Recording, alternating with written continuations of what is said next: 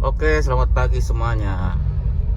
Kita bikin video ya, sambil pelan soalnya depan bakalan macet karena ada pembangunan jembatan. Jadi kita bikin video menjawab pertanyaan seperti biasa ya.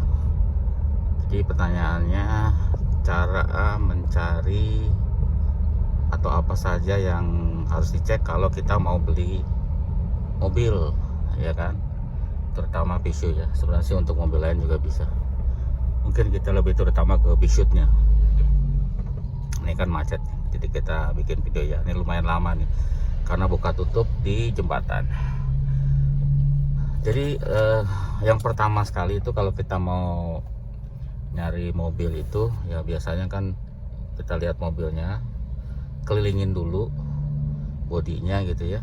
Apa mungkin bodinya, syukur-syukur kalau cari warna, mungkin warnanya sudah cocok, tinggal lihat kelurusan bodinya ya. Kelurusan bodinya kan kelihatan tuh, nut-nutnya antara pintu, gapnya antara pintu, kap mesin itu kan kelihatan. Ada yang berubah enggak gitu ya, kan kelihatannya dari situ biasanya.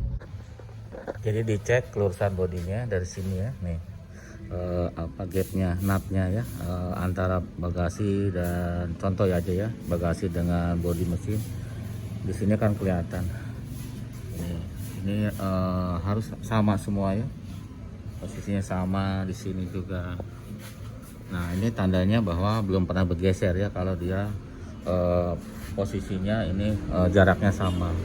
Nah, terus itu juga untuk mengetahui dari pernah benturan atau tabrakan atau tidak.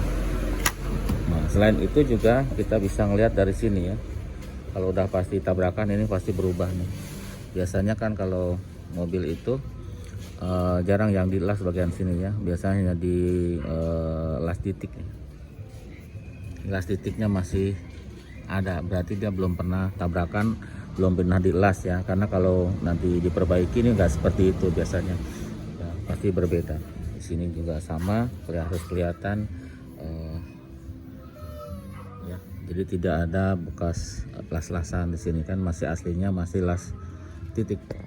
Selain di sini juga kita harus lihat ya, ini pasti kan ini susah, kalau udah kena pasti dia agak lurus dan harus dilas ya.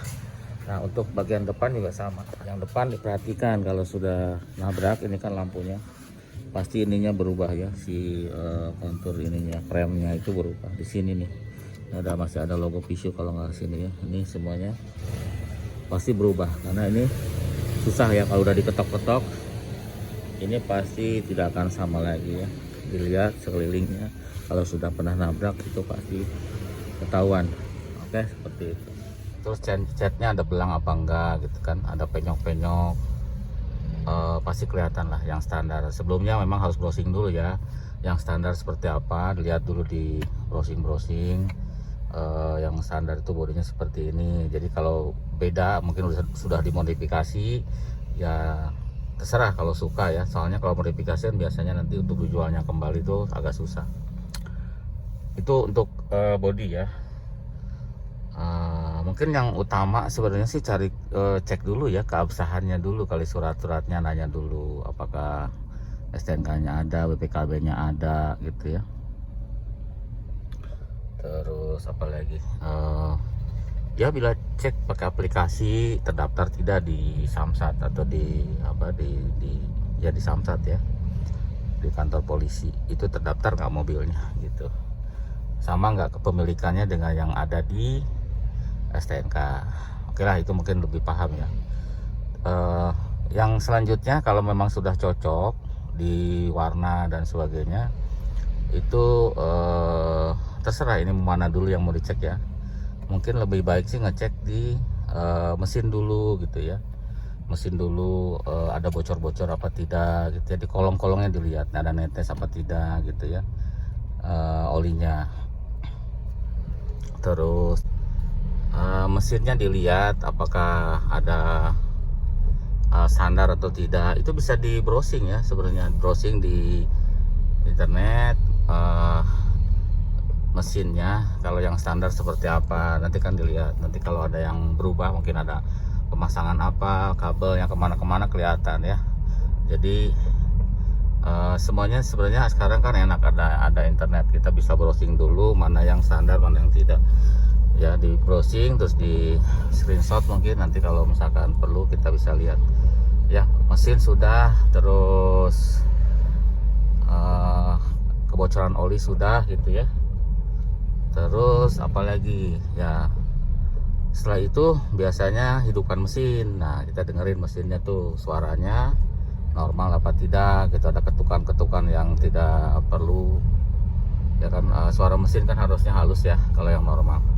Di gas juga normal, di stasioner normal, tidak mati-mati mesinnya.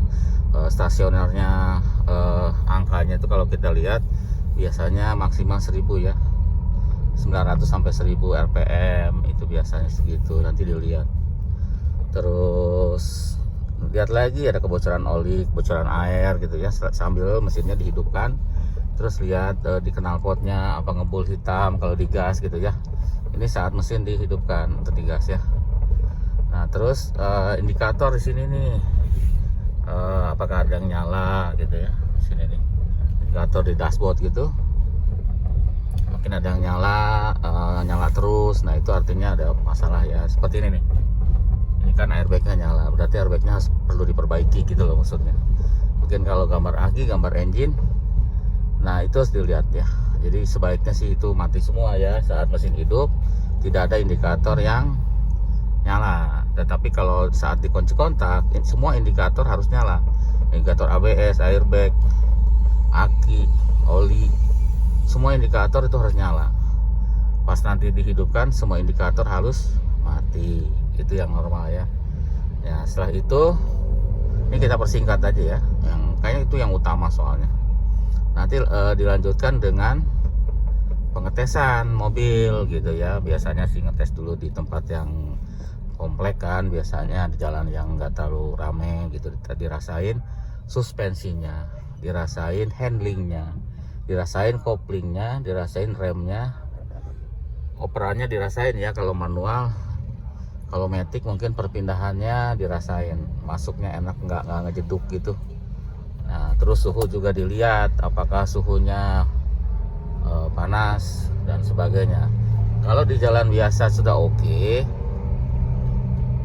itu harus dilakukan di jalan yang tol, harus itu di tol ya. Karena biasanya di tol itu nanti akan ketahuan kalau memang mobilnya panas.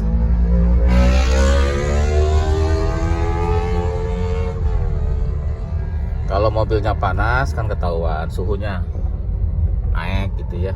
Nah, kalau di tol kan terus kalau matic kan perpindahannya nanti kalau gigi 4-nya biasanya di tol mau masuk. Kalau manual biasanya ya gigi di tempat gini juga bisa.